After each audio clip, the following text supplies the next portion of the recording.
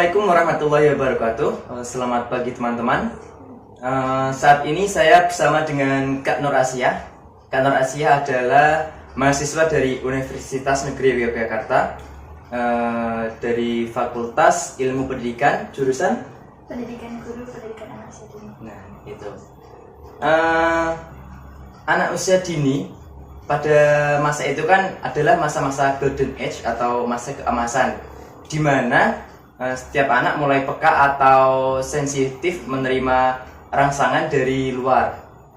Masa peka pada anak usia dini itu berbeda-beda, seiring dengan pertumbuhan dan perkembangan individual masing-masing.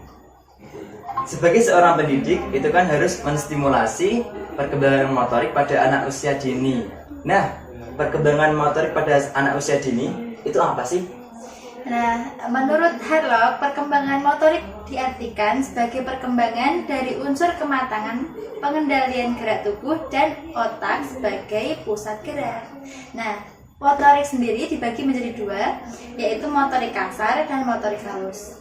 Di mana motorik kasar itu dipengaruhi oleh otot-otot besar dan pengendalian otak itu sendiri. Sebagian besar dikendalikan oleh tubuh. Nah, contohnya sebagai mana berlari, mendorong, terus melompat.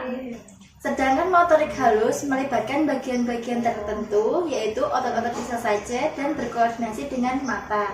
Nah, sebagai contoh melukis, menulis, menggambar, dan mewarnai. Oh, jadi seperti itu ya.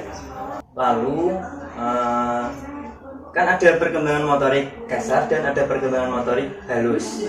Nah, pastikan itu ada faktor-faktornya kan. Nah, apa saja faktor yang mempengaruhi perkembangan motorik kasar dan perkembangan motorik halus? Bisa dijelaskan?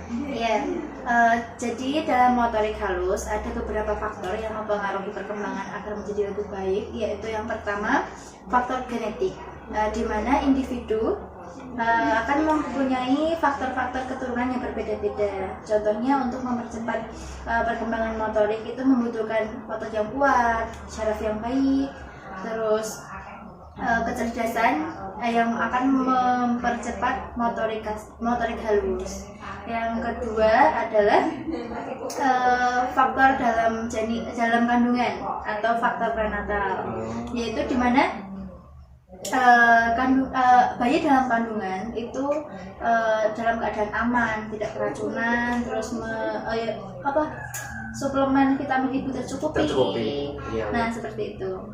Yang ketiga adalah faktor lingkungan.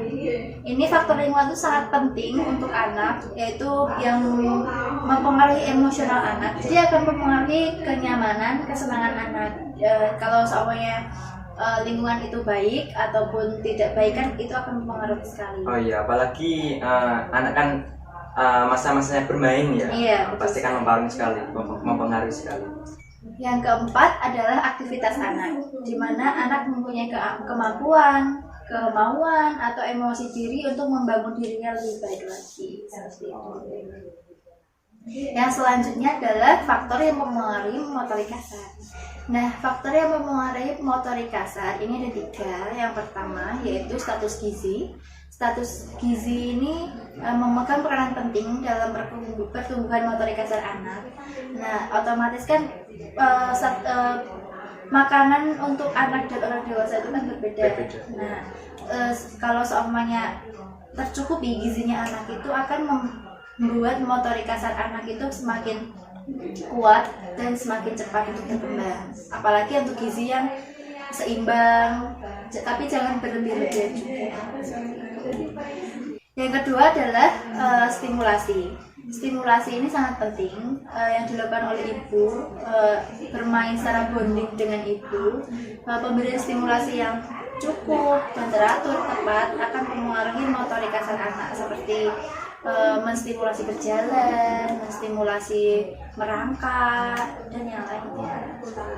Yang ketiga yaitu faktor pengetahuan ibu, di mana ibu yang memahami dan mengetahui perkembangan dan stimulasi yang diberikan oleh anak itu akan memberikan kenyamanan kepada anak, terus memberikan sesuatu yang cukup kepada anak. Jadi ibu yang mempunyai pengetahuan yang cukup akan menjadikan anak itu menjadi lebih terarah. Oh ya, berarti faktor pendidikan ini sangat berpengaruh, sangat berpengaruh penting ya.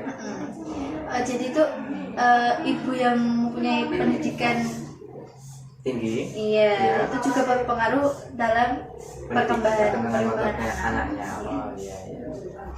Nah, terlepas dari faktor-faktor tersebut, pastikan ada tahapan-tahapan perkembangan motorik pada anak. Nah, bisa dijelaskan tahapan-tahapan tersebut apa saja? Di sini tahapannya ada 7 tahapan. Yang pertama dimulai dari 0 sampai 3 bulan, di mana di usia mulai dari 3 bulan ini anak sudah bisa mengangkat dadanya dan kepala dari lantai, seperti melakukan mini push up. Yang selanjutnya, selain itu anak juga belajar menggenggam. Kita dapat memberikan benda kepada anak untuk menggenggamnya, untuk melatih motorik halusnya dan memberikan sentuhan halus kepada anak dari untuk tangannya. Kemudian dapat menyilangkan tangannya untuk melatih kekuatan ototnya, seperti itu. Yang kedua adalah dimulai dari 4 sampai 6 bulan. 4 sampai 6 bulan ini pada usia ini si kecil mulai bisa memiringkan badannya, entah itu ke kiri maupun ke kanan. Nah, itu bisa ditengkurapkan juga untuk melatih motoriknya, menggulingkan badan serta menggunakan tangannya untuk mendukungnya untuk duduk. Gitu, seperti gini. Anak diterlentangkan, terus kita memberikan jari kita kepada anak untuk digenggam dan menariknya untuk posisi duduk, seperti itu. Nah, yang di usia 7 sampai 9 bulan ini anak sudah mulai kuat otot-ototnya sehingga dia dapat meraih mainan atau mengambil mainan tanpa jatuh. Nah, di usia ini kan seperti anak yang lainnya pada umumnya itu sudah bisa merangkak, duduk, dan bisa berdiri dengan bantuan orang lain, seperti itu. Dan pastinya itu juga tergantung dengan anak masing-masing, itu kan berbeda-beda. Pada usia tersebut ada anak yang sudah bisa melakukan hal tersebut, ada juga yang belum bisa gitu. Itu juga bisa dapat kita stimulasi sendiri. Jadi seawalnya di usia 7 sampai 9 bulan ini anak belum bisa merangkak ataupun tengkurap, itu kan pasti ada kelainan kan. Nah, sebelumnya itu kita juga dapat melakukan screening, yaitu screening itu apa ya, semacam kita mengobservasi si anak sudah sampai mana sih tahapan yang dia lakukan, samanya di usianya belum mencapai perkembangan yang biasanya anak dilakukan. Nah, itu kita dapat mengobservasi dan kita melakukan screening. Nah, di situ kita juga dapat mengetahui gejala apa saja yang terjadi ataupun kelainan apa saja. Yang selanjutnya pada tahapan 10 sampai 12 bulan.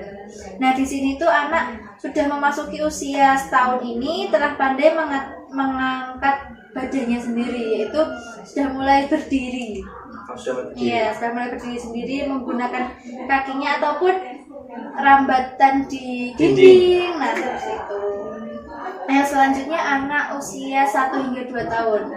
Nah, ini tuh anak sudah mulai berjalan dengan baik biasanya kan, terus jongkok tanpa jatuh maupun berjalan dengan mundur, seperti itu. Nah, di usia 1 hingga 2 tahun ini anak juga sudah bisa mencoret-coret ataupun melakukan motorik halusnya dengan mencoret-coret gambar, tembok, dan lainnya. Pasti kan di usia ini kan sudah mulai berjalan, sudah mulai repot sendiri aktivitas anak. Apalagi orang tua yang kantoran gitu ya.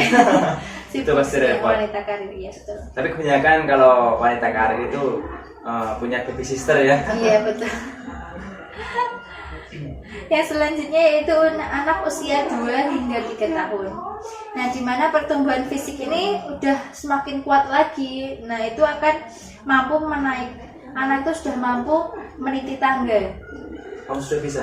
Sudah bisa meniti tangga, terus menendang bola, terus melempar bola, sebagaimana halnya yang dilakukan oleh anak yang lain.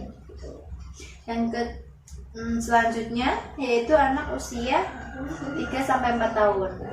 Nah, di usia 3-4 tahun ini anak sudah bisa menuruni tangga, terus melompat maupun berdiri dengan satu kaki selama 5-10 detik. Anak juga sudah bisa meronce, aktivitas motorik halus dengan meronce, terus menjahitnya tuh dengan bukan jarum ya, tahu benang, ada permainan sendiri, terus menyusun balok maupun puzzle seperti itu.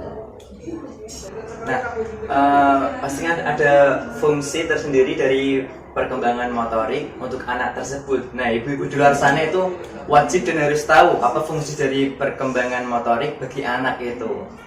Secara umum, fungsi perkembangan motorik untuk anak itu sendiri adalah penguasaan di mana keterampilan yang tergambar dalam kemampuannya untuk menyelesaikan tugas geraknya itu sendiri. Untuk individu, terutama dia itu akan mendapat rasa kepercayaan diri, kesenangan, memperoleh kesenangan dalam menyelesaikan tugasnya itu, seperti dia bermain dengan boneka maupun dia melempar, menangkap dan yang lainnya.